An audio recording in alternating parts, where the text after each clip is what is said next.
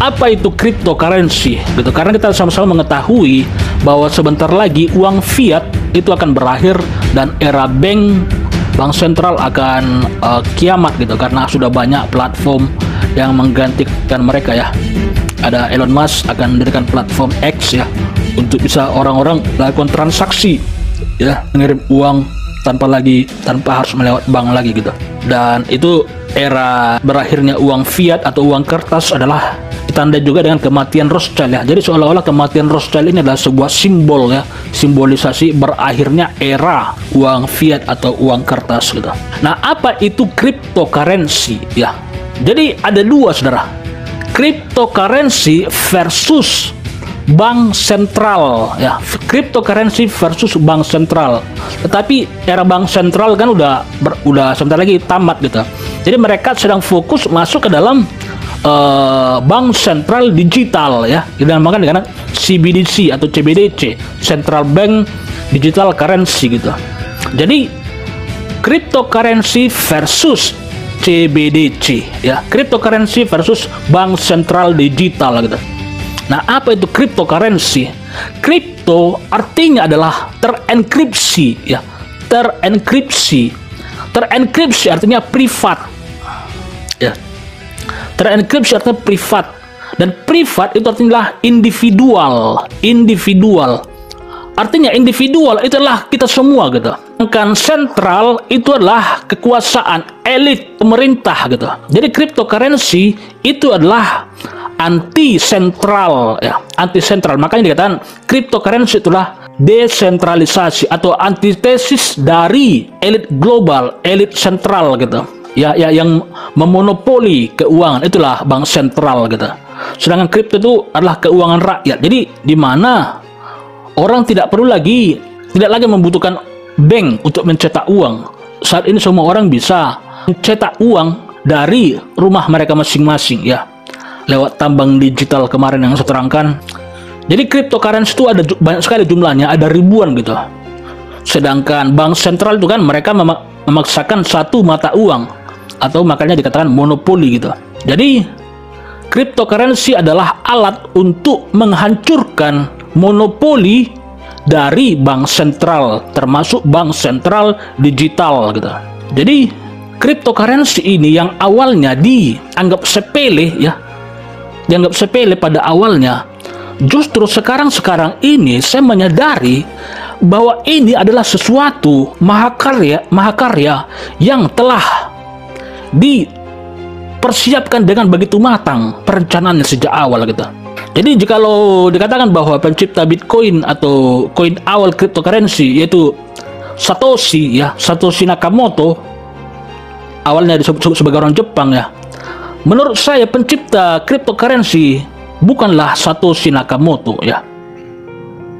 Mungkin saja namanya Satoshi Nakamoto, tapi itu hanyalah sebuah persembunyian ya, untuk menyembunyikan identitas aslinya. Makanya nggak ada satupun yang tahu siapa sebenarnya pencipta awal Bitcoin, nggak ada.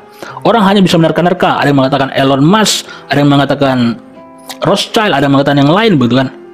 Ada yang mengatakan Satoshi gitu. Tetapi dari apa yang saya renungkan, saya merasa semakin kesini saya menyadari bahwa cryptocurrency itu tidak mungkin diciptakan oleh manusia. Saya menyadari cryptocurrency yang begitu jenius ya, bisa menghancurkan laju dari bank sentral. Ini tidak mungkin rancangan manusia, rancangan yang begitu jenius, apalagi hanya seorang Jepang pria biasa yang bernama Satoshi Nakamoto. Ini tidak mungkin gitu, tidak mungkin. Jadi hanya ada dua ya, perkiraan saya, yang menciptakan cryptocurrency. Kalau bukan malaikat atau pewahyuan daripada Tuhan, mungkin alien, mungkin itulah antara yang dua itu gitu. Karena dia sangat jenius gitu. Bayangkan seluruh dunia, semua umat manusia ya akan diperbudak oleh bank sentral, termasuk bank sentral digital, yaitu monopoli ya. Beberapa tahun yang lalu Rothschild telah menyiapkan sebuah koin ya, koin universal, koin dunia namanya, one world coin gitu, one world coin kalau sudah lupa ya, koin digital dunia gitu. Tiba-tiba cryptocurrency malah meledak ya dengan ada begitu ribuan gitu, sehingga koin yang telah dicanangkan, koin digital yang telah dicanangkan bank sentral tadi ya oleh bosnya bank sentral itu malah nggak laku gitu, malah terhilang dari pasaran gitu. Artinya apa? Keberadaan cryptocurrency ini telah melumpuhkan rencana dari elit global tadi, oleh rencana dari bank sentral tadi gitu, yang ingin memonopoli kehidupan umat manusia gitu. Jadi kripto ya itu tadi artinya lah enkripsi, terkunci atau privat. Privat itu artinya individual. Individual itulah artinya anti sentral. Sentral adalah pemerintah gitu. Jadi cryptocurrency boleh dikatakan adalah people's ya, people's currency atau mata uang rakyat, bukan mata uang pemerintah ya gitu. Makanya dikatakan kripto itu adalah independen ya, anti pemerintah gitu. Independen. Jadi independen artinya semua orang memiliki hak gitu, hak untuk merdeka. Semua orang memiliki hak untuk tidak diusik oleh penguasa. Semua orang punya hak untuk tidak diusik ya ranah mereka oleh pemerintah begitu. Jadi itulah ya. Kemudian banyak yang bertanya-tanya begini, orang Kristen ya, terutama pure blood gitu. Mereka khawatir kan, bagaimana nanti jikalau uang fiat telah berakhir dan bank telah berakhir? Jangan-jangan cryptocurrency ini adalah jebakan agar kita masuk ke dalam uang digital antikris. Setelah saya pelajari, justru sebaliknya, era uang fiat memang itu sudah selesai. Era uang kertas itu memang sudah selesai gitu. Bank memang sudah selesai gitu. Dan kita akan memasuki era mata uang digital. Itu sudah pasti. Tetapi masalahnya, kalau uang digital ini dimonopoli oleh bank sentral, inilah yang berbahaya. Inilah yang berbahaya. Karena apa? Karena kita akan dipaksa masuk ke dalam sistem mereka. Kalau mereka bilang untuk bisa mempergunakan uang digital, maka orang harus menerima tanda binatang. Bagaimana, saudara? Apa nggak selesai kita?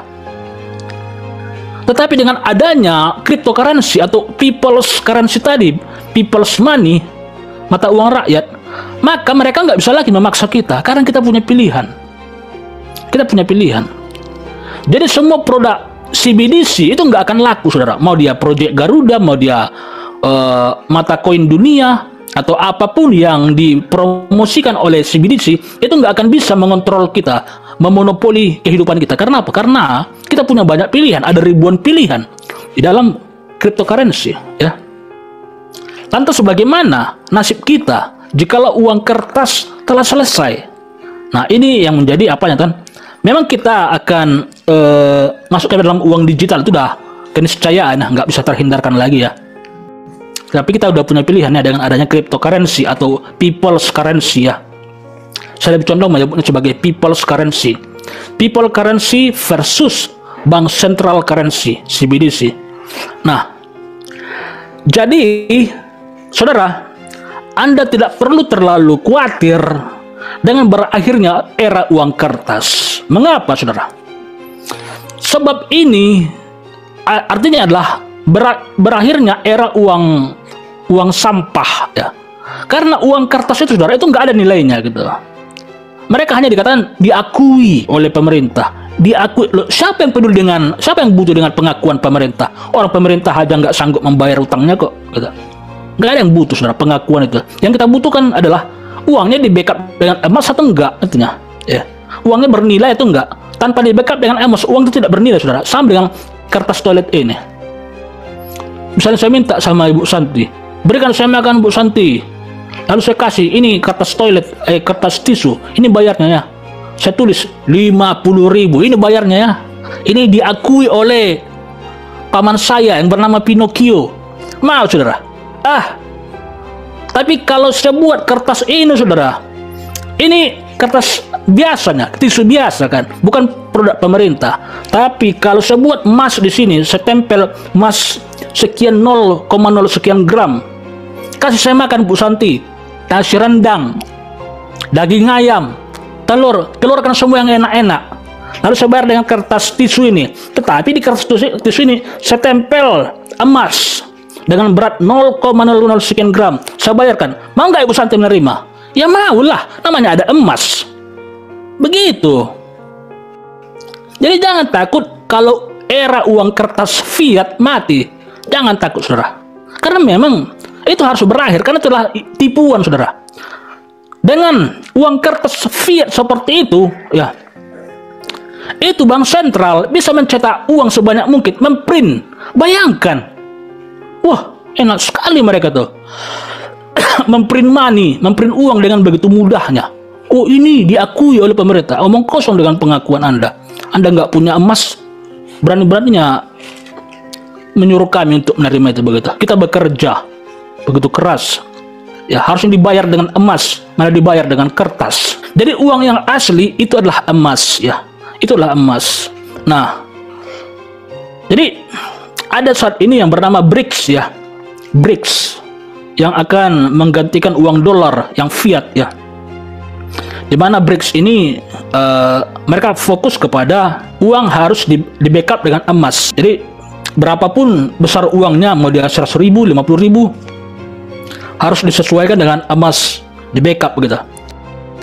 Nah, apa yang saya harapkan adalah mudah-mudahan nanti uang BRICS ini, walaupun dia uang kertas, paling tidak ada kandungan emasnya gitu. Itu yang saya harapkan, ya. Maunya di uang kertas itu ada kandungan emasnya kan, sekian gram gitu kan. Misalnya di uang 100.000 ada kandungan emasnya mungkin 0,0 sekian gram yang nilainya sama dengan 100.000. Kalau di uang 50.000 maunya ada kandungan emasnya yang sesuai dengan nilai 50.000. Kalau mungkin misalnya uang 10.000, 5.000, 2.000, 1.000 mungkin perak gitu kan, yang lebih murah gitu. Jadi itu yang kita harapkan gitu. Kalaupun nanti kita tidak mendapatkan apa yang kita inginkan itu, sebenarnya nggak masalah juga. Kita bisa saja mencetak uang, saudara, ya. Kita cetak dari Antam kan, Mas Antam 0,0 sekian gram, kita buat labelnya kan, sertifikatnya 0, sekian gram, dan bisa digunakan untuk belanja, membeli dan menjual gitu. Ataupun mungkin nggak begitu, kertas toilet ini aja kita buat ini kertas ini, saudara, tanpa harus mencetak-cetak gitu. Pokoknya buat kadarnya 0, sekian gram di kertas ini, kita tempel, kita sulapkan di tengah-tengahnya itu ada kandungan emas, atau dari kertas ini ada kandungan emas gitu. Siapa yang nggak mau terima itu, ya? Kita nggak butuh pengakuan pemerintah, yang penting dia di backup dengan emas itu, ya. Jadi jangan terlalu khawatir, ya, terutama para pure blood, jangan terlalu khawatir jikalau uang kertas sebentar lagi akan berakhir, bank akan berakhir. Jangan terlalu khawatir. Karena apa? Mereka itu, saudara, uang kertas itu, bank sentral bisa mencetak uang sebanyak mungkin tanpa di backup dengan emas. Itu bisa menciptakan inflasi gitu. Mereka cetak misalnya 1.000 triliun rupiah, 1.000 triliun rupiah dengan begitu mudahnya. Tetapi mereka tidak punya emas sebanyak 1.000 triliun rupiah yang membackup itu. Hanya di printing aja. Wah, enak banget kalian. Memprint seperti itu gampang kok. Semua orang bisa memprint seperti itu. Tapi kita kan, kalau memprint seperti itu, kita akan disebut penjahat kan. Berarti mereka harusnya juga ada disebut sebagai penjahat gitu. Tapi karena mereka memiliki otoritas, mereka disebut sebagai uang sah, omong kosong gitu. Pengakuan, kita nggak butuh pengakuan pemerintah. Yang penting adalah pemerintah atau bank sentral tadi punya emas nggak gitu, membackup uangnya tadi. Kalau nggak punya, jangan cetak dong, rugi kita. Mereka mengasih kita dengan uang kertas, kita mengasih mereka dengan emas, ya. Itu pembodohan namanya gitu. Jadi seperti itu, ya.